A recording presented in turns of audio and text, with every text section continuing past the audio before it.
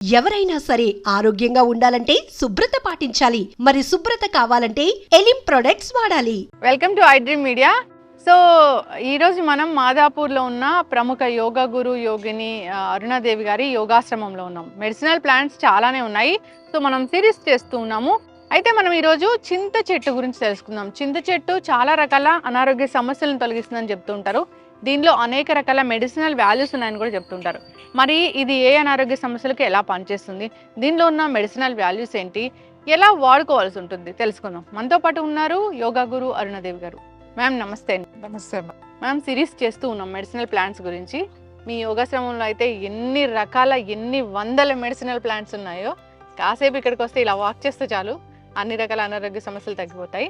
So అయితే చింత చెట్టు జనరల్గా మనం ఏదో ఒక కర్రీ లాగా చేస్తాము అదే తెలుసు, కానీ మెడిసినల్ వాల్యూస్ ఉన్నాయి, మెడిసినల్ ప్రాపర్టీస్ చాలా ఉన్నాయి, అనారోగ్య సమస్యలు తగ్గిస్తుంది అంటారు. ఏ ఏ మెడిసినల్ వాల్యూస్ ఉన్నాయి, ఎలా వాడుకోవాలి? మామూలుగా అందరికి తెలిసింది చింత చిగురు రాగానే అందరూ పప్పు చింత చిగురు వండుకుంటారు, ఒట్టి చింత చిగురు కూర వండుతారు. నాన్ వెజ్ తినే వాళ్ళు అయితే ఇంకా చాలా రకాలుగా చేసుకుంటారు. చింత చిగురు చేపలు, చింత చిగురు రొయ్యలు, చింత చిగురు ఎండు.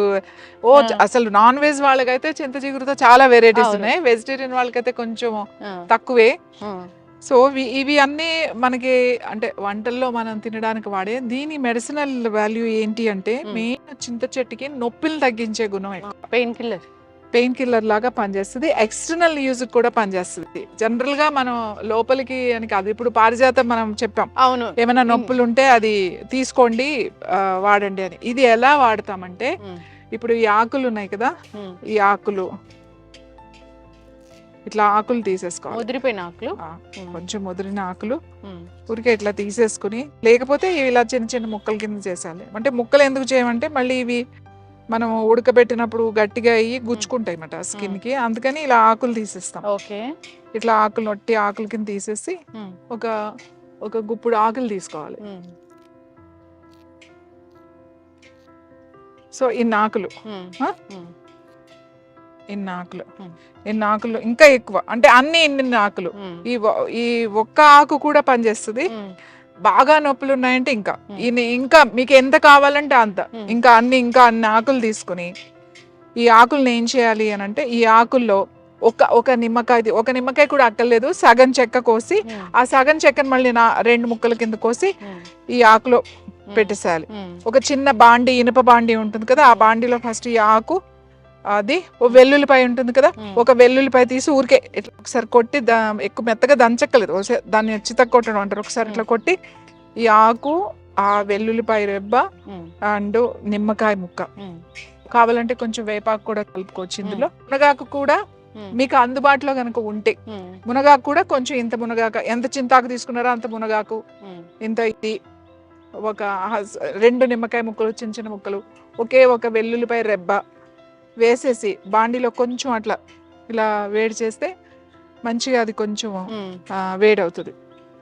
ఒకవేళ మీరు దాంట్లో కొద్దిగా నువ్వుల నూనె, 1 స్పూన్ నువ్వుల నూనె వేయండి, 2 స్పూన్లు అయిన పట్టు, 1 స్పూన్ నువ్వుల నూనె వేసి కొద్దిగా అవి ఊరికే తడవడానికి అంతే, ఇవి కొంచెం వేడి చేయండి. ఇది మనం ఆకుకూరలాగా మగ్గినట్టుగా అవుతుంది.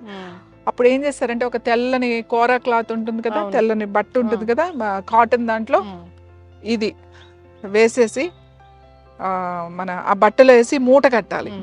మూట కట్టి అప్పుడు ఏం చేయాలంటే, ఆ నూనె ఉంటది కదా, ఆ వేడిది పెట్టి, అది దాన్ని ఎక్కడ నొప్పి ఉంది, సపోజ్ నడు నొప్పి ఉంది, లేకపోతే ఈ భుజాల నొప్పులు ఉన్నాయి, లేకపోతే మెడ నొప్పి ఉంది, లేకపోతే ఈ సైడ్ నొప్పులు ఉన్నాయి, తర్వాత బాగా యాంకిల్ పెయిన్స్ ఉన్నాయి, తర్వాత నీ పెయిన్స్, మోకాళ్ళ నొప్పులు ఉన్నాయి, ఎక్కడ నొప్పి ఉండి మీకు వాపు వచ్చి నొప్పులు వచ్చినాయి, బెనికినవి, వీటికి ఏం చేస్తామంటే మూట కింద కట్టేసి ఆ మూటని వేడి చేస్తూ ఇట్లా, ఇప్పుడు రిస్ట్ పెయిన్ ఉందనుకోండి, ఇక్కడ పెయిన్ ఉందనుకోండి, ఇట్లా అంటూ ఉంటాం అన్నమాట. దాంట్లో నువ్వుల నూనె కూడా ఉంటుంది కదా, మళ్ళీ కొంచెం చల్లగా అయిన తర్వాత మళ్ళీ ఆ పెనం, దోశ పెనం అయినా పర్వాలేదు, చిన్న బాండి అయినా పర్వాలేదు, మళ్ళీ దాన్ని వేడిని ఇట్లా అనుకుని మళ్ళీ ఆ కొంచెం వేడి తట్టుకునే వేడిని ఇట్లా కాపడం అంటాం కదా, ఆ మూటని వేడి చేస్తూ ఉండాలి. ఈ ఆకులు మూట కట్టాం కదా, దాన్ని కట్టుకుంటూ ఇట్లా కాపడం పెట్టుకోవాలి. అలా ఒక 5 రోజులు 6 రోజులు కంటిన్యూస్ గా కనుక మీరు చేశారు అంటే ఆ స్వెల్లింగ్స్ తగ్గి నొప్పులు చాలా బాగా తగ్గుతాయి. చింతాకు ఒట్టి ఆకులన్నీ లేవండి, చింతాకు అయితే ఉంది మా దగ్గర అంటే చింతాకు ఒక్కటి కూడా మీరు అలా చేసుకో. ఇప్పుడు మీరు చెప్పిన నువ్వుల నూనె, వెల్లుల్లిపాయలు, చింతాకు ఇవన్నీ కూడా పెయిన్ ని తగ్గించే గుణాలు ఉన్నవి. వాటన్నిటిని ఒక కాంబినేషన్ లో తీసుకున్నట్లయితే ఇంకా చక్కగా పనిచేస్తుంది. వాపు తగ్గుతుంది, తర్వాత మీకు నొప్పి తగ్గుతుంది. అంటే ఒకసారి పెట్టుకుంటే కాదు, కనీసం మనకి ఒక 5-6 రోజులు కంటిన్యూస్ గా, లేదా మీకు నొప్పి తగ్గే వరకు పెట్టుకోవాలి. మీకు ఒక 5 రోజులు పెట్టుకోగానే మీకు రిజల్ట్ తెలిసిపోతుంది. ఫస్ట్ డే ఏమవుతుందంటే ఎక్కడైనా నొప్పి ఉన్న దగ్గర పెడితే ఏదో కొంచెం ఎక్కువైనట్టే అనిపిస్తుంది. అమ్మో ఇది పెట్టాను ఎక్కువైందని ఏమో అనుకోకండి. ఒక 2-3 రోజులు అలా కంటిన్యూస్ గా పెట్టండి, అప్పుడు మంచి నొప్పి తగ్గుతుంది. యాంకిల్స్ నడవలేని వాళ్ళు కానీ ఏదైనా సరే చింతాకు నొప్పులకి బాగా తగ్గుతుంది. చింతాకు ఎక్కడంటే అక్కడ దొరుకుతుంది. మీకు రోడ్ల మీద పెద్ద పెద్ద చెట్లు ఉంటాయి, చింతాకు చెట్లు. సో మనకి ఇళ్లలో ఇవి పెంచుకోలేం కదా, బయట వెళ్ళినప్పుడు ఈ ఆకు తెచ్చుకుని చేసుకుంటే చాలా మంచిది. దీని గింజలు ఉంటాయి, చింతగింజలు కూడా పిక్కలు అంటాం. చిన్నప్పుడు ఆడుకునే వాళ్ళం చింతపండు వచ్చినప్పుడు తీసేస్తాం కదా, ఆ గింజలను ఏం చేస్తారు అంటే పౌడర్ చేస్తారు, చింతగింజల పొడి. చింతగింజలు కూడా మెడిసినల్ వాల్యూస్ ఉన్నాయి, అలాగే ఈ ఆకులో కూడా మెడిసినల్ వాల్యూస్ ఉన్నాయి. ఇంకా చెప్పాలి అంటే ఇర్రెగ్యులర్ పీరియడ్స్ వస్తే ఈ చింత బెరడు ఉంది కదా, అది బాగా ముదిరిన బెరడు అన్నమాట. ఆ కింద కాండం ఉంటుంది కదా, బెరడు ముక్క తీసుకోవాలన్నమాట. ఆ ముక్క తీసుకుని దాన్ని ఏం చేయాలి అని అంటే భస్మం చేయాలి. భస్మం అంటే ఏంటంటే ఆవు పిడక కానీ ఆవు పేడతో చేసిన పిడకలు ఉంటాయి కదా మనకి, ఆవు పేడతో చేసినవి. ఆ పిడకను అంటించి ఆ పిడక మీద 2-3 బెరడు ముక్కలు పెట్టాలన్నమాట. పెట్టి మనం అంటిస్తే అది బాగా కాలుతుంది కదా, అది కాలిన తర్వాత అది జాగ్రత్తగా తీస్తే అది భస్మం అవుతుంది అన్నమాట. దాన్ని మంచిగా మెత్తగా అలా చేసుకుని వస్త్రగాళికం చేసేసి ఆ మెత్తంది ఏదైతే ఈ బెరడు కాల్చామో ఆ పొడి తీసి పక్కన పెట్టుకుని రోజు, ముఖ్యంగా పిల్లలకి మెచ్యూర్ అయిన తర్వాత చాలా మంది తొందరగా మళ్ళీ రావు, పీరియడ్స్ డిలే అవుతూ ఉంటాయి, లేకపోతే ఇర్రెగ్యులర్గా వస్తూ ఉంటాయి, పీరియడ్స్ మధ్యలో ఆగిపోయి మళ్ళీ హార్మోన్ ఇన్బ్యాలెన్స్ అలాంటివి అవుతాయి. వాళ్ళకి ఆ భస్మాన్ని ఏం చేయాలంటే అరటిపండు ఉంటుంది కదా, కొంచెం అరటిపండు తీసి ఒక ముక్కలో ఒక 2 చిటికెలు భస్మ అరటిపండులో పెట్టి తినేసేయాలి. అరటిపండు తింటే చాలా బాగా పనిచేస్తుంది. మీరు అలా ఒక 10 రోజులు చేశారు అంటే పీరియడ్స్ రెగ్యులర్ అయిపోతాయి. అంటే ఓ 21 days అన్నా మీరు చెయ్యాలి, చేస్తే చాలా బాగా పనిచేస్తుంది. చింతబెరడు అంటే చాలా మందికి తెలియదు, కొన్ని పేర్లు వేరే ఉంటాయి, కానీ మనం చేసుకునే ఓపిక ఉంటే ఇది రెడీమేడ్ దొరుకుతుంది, తెచ్చేసుకోవచ్చు అంటే రెడీమేడ్ కూడా దొరుకుతుంది.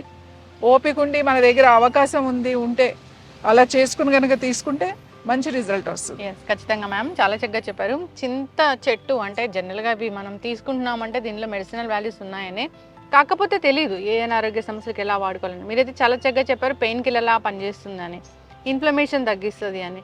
సో అంతేకాదు ఈ పీరియడ్స్ ఇష్యూ కూడా చాలా బాగా పనిచేస్తుంది. పీరియడ్స్ ఇష్యూకి నేను ఇందాక చెప్పాను కదా, మూట కట్టుకోమని ఆకు అది కొంచెం వేయించి వేడివేడిగా నొప్పి చాలా మందికి బాగా మెలిపెట్టి వచ్చేస్తా ఉంటది. ఎంత అంటే పాపం వాళ్ళు అసలు కదలలేరన్నమాట, మూమెంట్ ఉండదు, ఏ మెడిసిన్ వేసుకున్నా పనిచేయి. వాళ్ళకి కూడా దీన్ని చక్కగా కింద పొట్ట మీద ఈ లోయర్ అబ్డామెన్ మీద కనుక కాపడం లాగా పెట్టుకుంటే, ఆ మూట పెట్టి కాపడం లాగా పెట్టుకుంటే ఆ నొప్పి కూడా చాలా బాగా తగ్గిపోతుంది. ఖచ్చితంగా మ్యామ్, చాలా చక్కగా చెప్పారు. ఈ సిరీస్ అనేది మనం కంటిన్యూ చేద్దాము. ఎన్నో ప్లాన్స్ ఉన్నాయి ఇక్కడ, సో అన్నిటి గురించి తెలియజేసే ప్రయత్నం చేద్దాము. చాలా చక్కటి ఇన్ఫర్మేషన్ అండి, అందరూ కూడా దీన్ని యూస్ చేసుకోవాలని కోరుకున్నాం. ధన్యవాదాలు. నమస్తే.